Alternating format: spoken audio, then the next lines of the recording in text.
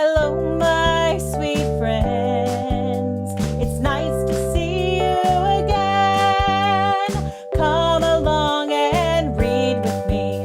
It's my favorite place to be when Raggedy Auntie reads.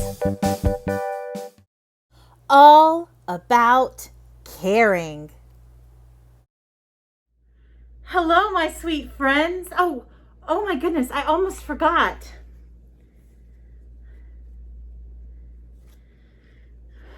Whew. Welcome back to the Book Nook. I'm Raggedy Auntie, and I was wearing my mask when we started today. Today we're talking about caring. Now the color for caring is red. You guessed it. Red like a great big heart. Now you might wonder why I started today wearing this mask. You see, I wear a mask to keep everybody around me safe, just in case I have germs. Now you may have heard of the coronavirus or COVID-19 that's going around right now, and it makes people very sick. There's no vaccination, which means a preventative shot. And there's no cure, which means that some people get very, very sick from this virus. Some even pass away or die from the virus.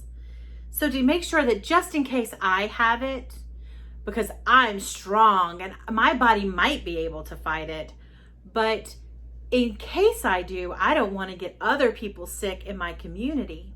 So I wear a mask to keep them safe and keep my germs to myself. And they wear a mask to keep me safe, and they keep their germs to themselves. This mask is a very special mask. It was made for me by one of my very sweet friends out in Louisiana, New Orleans area to be exact. She is actually the mom of my best friend in the whole wide world. And she made it all by hand. And you can see the stitches on the sewing machine where she stitched it very, very tight. And she made a place where I can put a filter in it to filter out some of the bad germs so that when I breathe out, the people around me don't get those bad germs.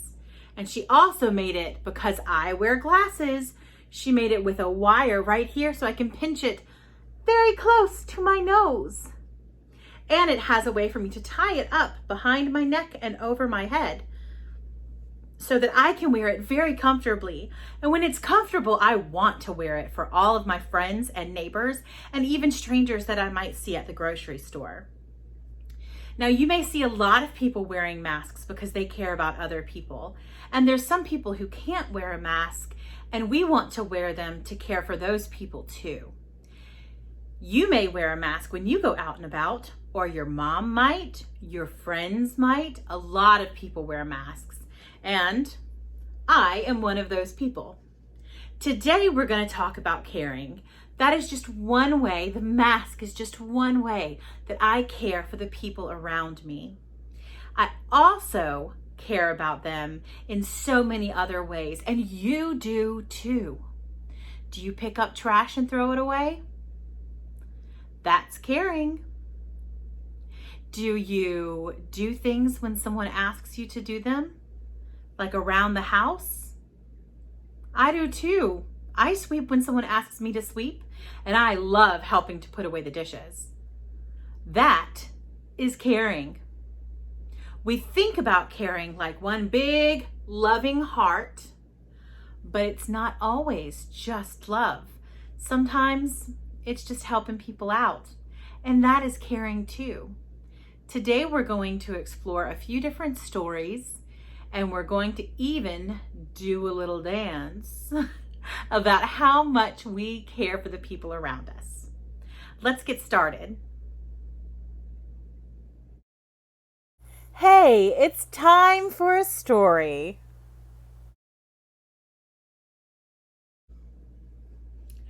our first story you could call the Starfish story. This is a story that I'm going to tell from memory, and it's actually about my brother, who you may eventually meet. His name is Uncle Grizzly, but we'll just call him Grizz.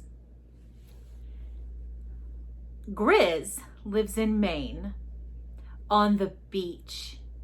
Now, Maine is very cold in the winter, and the water can still be a little bit cold in the summer, but it's such a lovely beach. He loves to surf, Grizz does. He loves surfing, he loves walking on the beach, and he takes his dogs out to the beach too. Now, one day, he was out on the beach. This was probably about 5 years ago. He was out on the beach with his dog, and they were just walking. And off in the distance, he saw a little boy. And that little boy it looked like he was throwing something. Oh, that can't be right. So Uncle Grizz and his dog walked up to the little boy and saw, as they got closer and closer, that he was picking up starfish that had washed ashore and was throwing them back out in the ocean.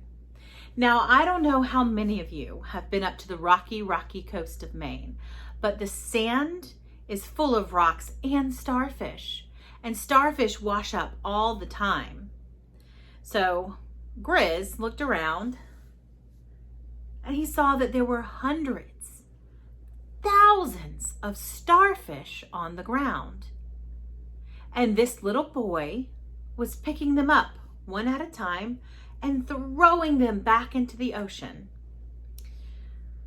He could have done that all day, and he would have only thrown back maybe 50 of these starfish. And that might seem like a lot, but when there's hundreds and thousands of starfish out on the ground by the ocean, it's really not that many. So my brother, Uncle Grizz, walked up to this little boy and said, "Hey, what are you doing?" And the little boy said, "Oh, hi, I'm throwing starfish back." And Uncle Grizz said, "Are you crazy, son?" Well, he thought he was doing a good thing, but he still thought maybe he was a little crazy. And the little boy said, "No, sir. Why?" And Uncle Grizz said, "Because for each one of those starfish that you pick up and throw into the water, there's got to be 500 more on this beach." And the little boy said, "Well, I know they come from the ocean, so I want to send them home." And Uncle Grizz said, "What if they just wash up again?" And the little boy said, "I'll throw it right back out there." He couldn't be stopped. So my brother, Uncle Grizz, watched him for a minute. And he watched one or two of those starfish wash back up, and the little boy go pick those starfish back up and throw them back out into the ocean. Uncle Grizz finally said, "Look, I don't know what you're trying to do here, but it's not going to make that big of a difference." And the little boy said, as he threw a starfish into the ocean, "It made a difference to that one, didn't it?" And Uncle Grizz stopped and he thought about it. Then he reached down, picked up a starfish, and threw that starfish into the ocean. You see, that little boy taught Uncle Grizzly that caring about one starfish, just one starfish, makes a difference to that starfish. And when Uncle Grizzly joined him, he made a difference to that little boy.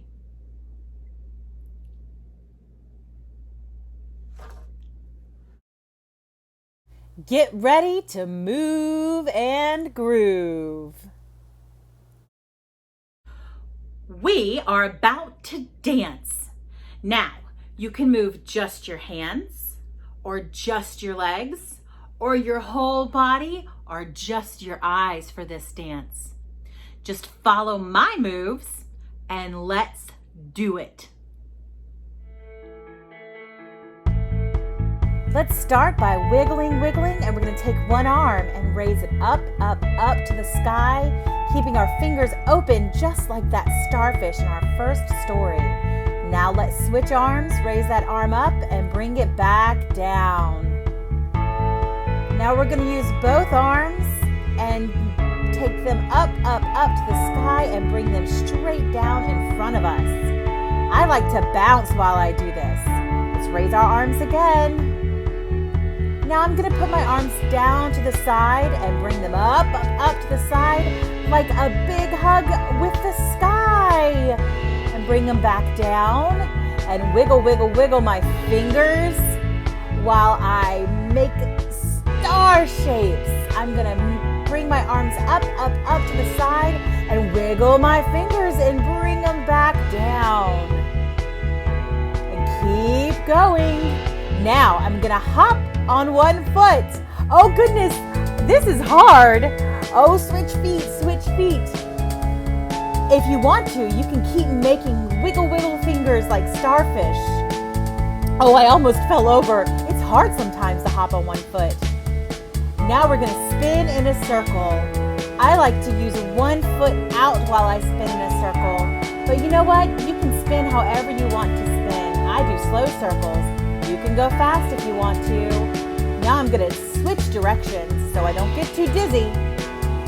And I'm going to keep moving one foot out while I spin. My friends who use wheelchairs can spin in very fast circles.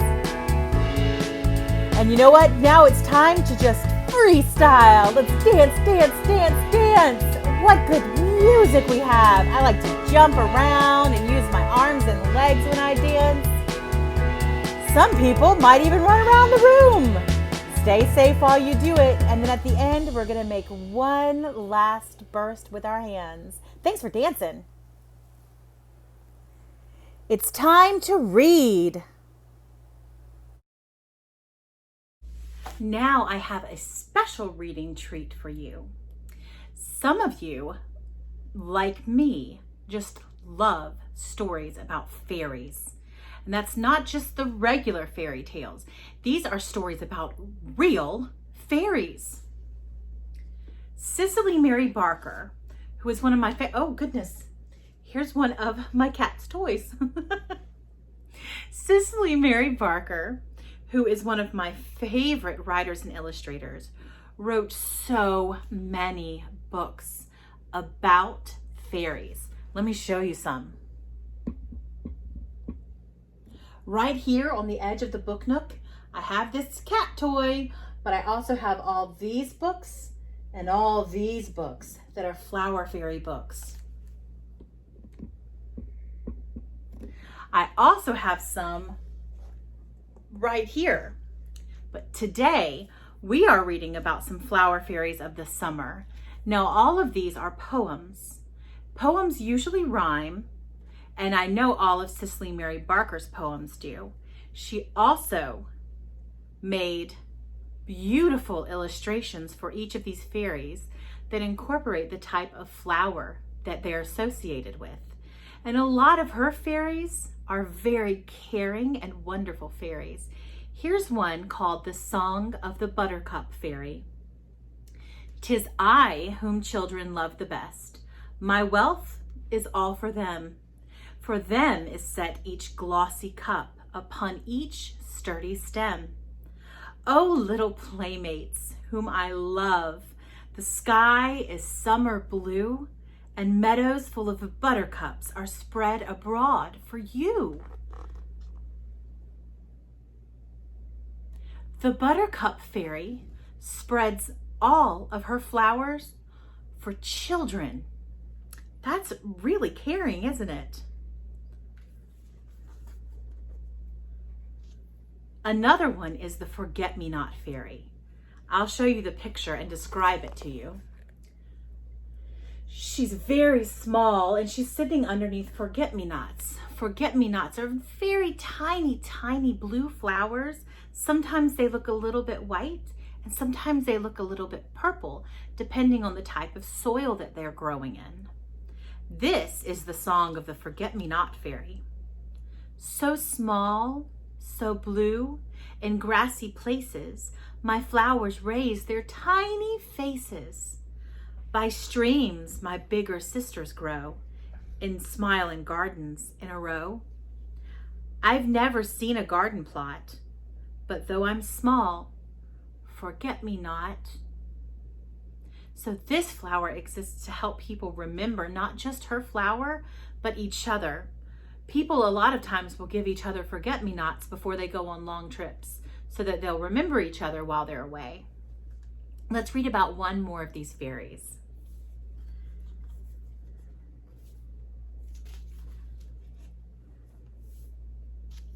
This is the song of the bird's foot trefoil fairy. Now, we don't see that many trefoils here where I live in Virginia, but they're all over the place. And Cicely Mary Barker lived in England, where there's a lot more trefoils too. And the trefoil, or trefoil, some people say trefoil, that is the symbol of the Girl Scouts. So we know that trefoils have a lot to do with caring. Let's listen to the Bird's Foot Trefoil Fairy's song. Here I dance in a dress like flames and laugh to think of my comical names. Hoppity hop with nimble legs. Some folks call me bacon and eggs. While other people, it's really true, tell me I'm cuckoo stockings too. Over the hill I skip and prance. I'm lady slipper and so I dance. Not like a lady grand and proud, but to the grasshoppers chirping loud. My pods are shaped like a dickie's toes. That's what bird's foot trefoil shows. But this is my name, which grown-ups use. And children can call me whatever they choose. So whether you call this flower a trefoil or bird's foot trefoil, or you call this flower a lady slipper, always remember that this flower cares so much about you that you can call it whatever you want. And that's true for a lot of flowers and a lot of fairies. Let's make something.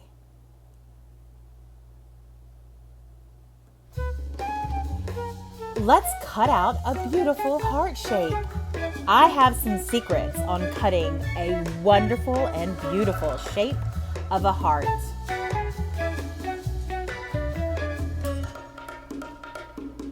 The first thing I'm going to do is turn the light on in my workspace. I have here a pencil that I'm going to use, and I make sure that it has an eraser if I want to erase my pencil marks. I also have a red piece of paper because our color for caring is red. And I have a pair of scissors. This pair of scissors is an adult pair of scissors, but you can use any scissors. My first thing that I'm gonna do is, I almost lost my paper. I'm gonna fold that piece of paper in half and make sure I smooth down that crease. And then I'm gonna lay that piece of paper on my table. My next step in this automatic pencil is to make sure that I have something to write with. And then I'm going to draw a circle right next to my fold and close to the top of my piece of paper.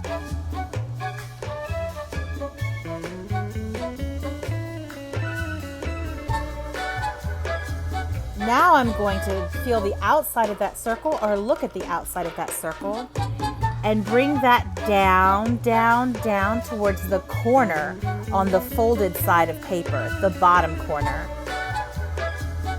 So you can see, oh goodness, there's a fly in my room. Oh well, that's okay. He wants to be in the video too.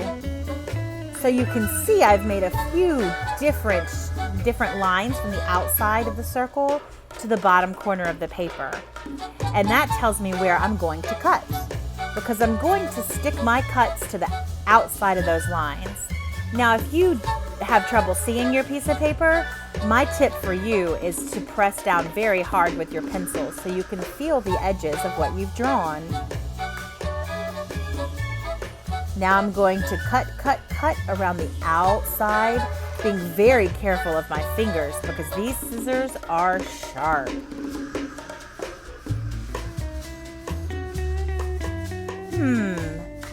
Maybe I should hold up this heart for that fly and tell that fly how much I care about him. Oh, look, I've unfolded the shape, and because it was on a fold, it meant that I cut out two sides of that heart.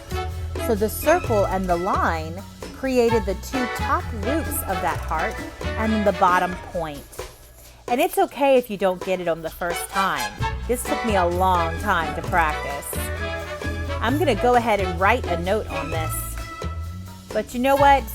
I'm going to write that note to Raggedy Bear, I think. It says, "Dear Raggedy Bear, I love you."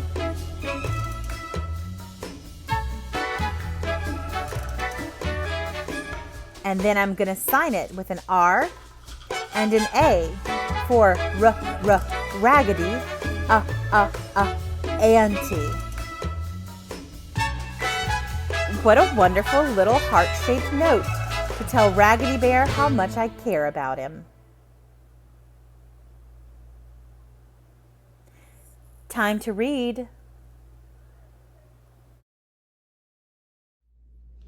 We have learned so much about caring today, and we've talked about how caring can be everything from throwing a starfish back to taking care of the people around us.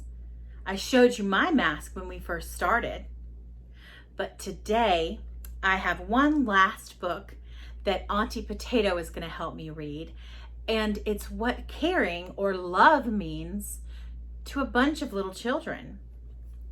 This book is called Love is Bubblegum, and it's by Kailyn Lowry with illustrations by Fuuji Takashi.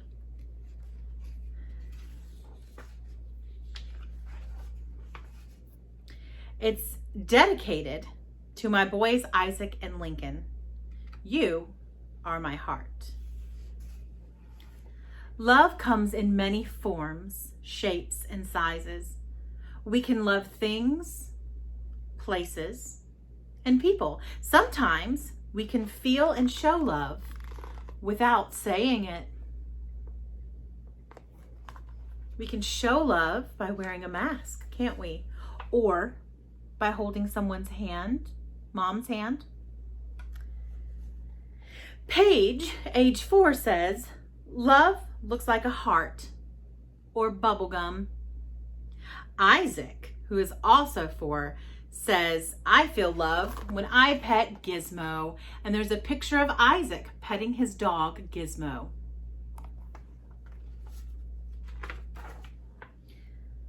Love looks like a family, people who support each other.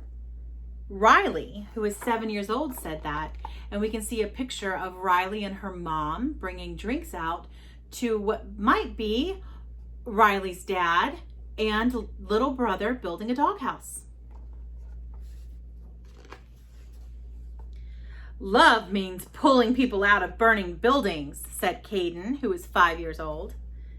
And love is when someone protects and cares about you. Alex, who's 8 years old, said that. And Alex was 6 and he's got a thermometer in his mouth.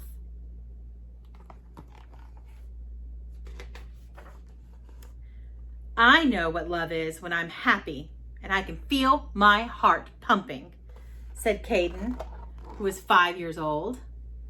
And Caden is on a swing and his heart is beating and beating and beating. Love is my heart. And when I'm sad, it breaks. It doesn't look like anything, you just feel it. That's said by Connor, who's 4 years old. Your heart helps you give love. And love is a really good thing. That came from Claire, who's 4 years old. Wow, there's a lot of my sweet friends out in the world who can really define what love means to them. Love looks like blue sparkles and chocolate. I know I love something when it looks and smells yummy. 4-year-old Kailyn said that, and she's eating a huge piece of chocolate cake with blue sparkles. Love is my mom and sisters reading me books before bed, said Piper, who's 4. Riley, who's age 5, said love looks like ponies, mommy, and kittens.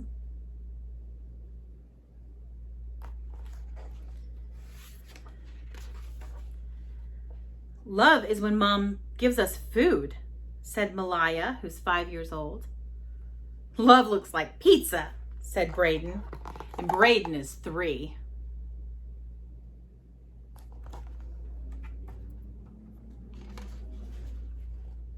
Love feels like the world stopped for a minute. That's what Bella said, and she's 5 years old. There's a picture of her on the street walking, and everybody's frozen except for Bella. Love is when you go out of your way to do something nice for someone else. That was Thaddeus, who's 9 years old.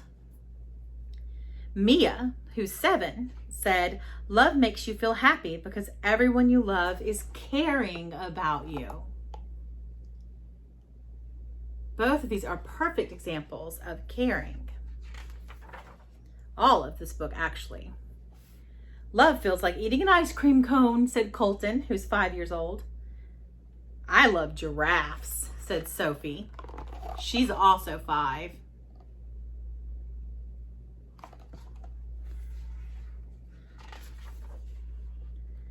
It doesn't matter what's on the outside because you love people for what's on the inside, said Dylan.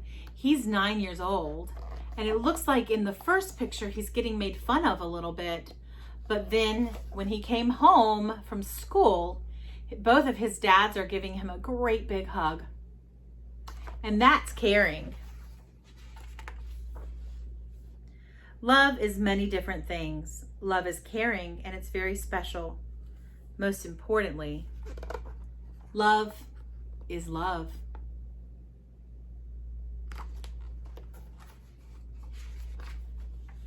The end. Thank you so much for joining me today. I hope that you can go out and show some caring for people, even when we mess up our words a little bit throughout this week. I'll see you next week. And until then, stay happy, stay healthy, and keep reading. Bye-bye.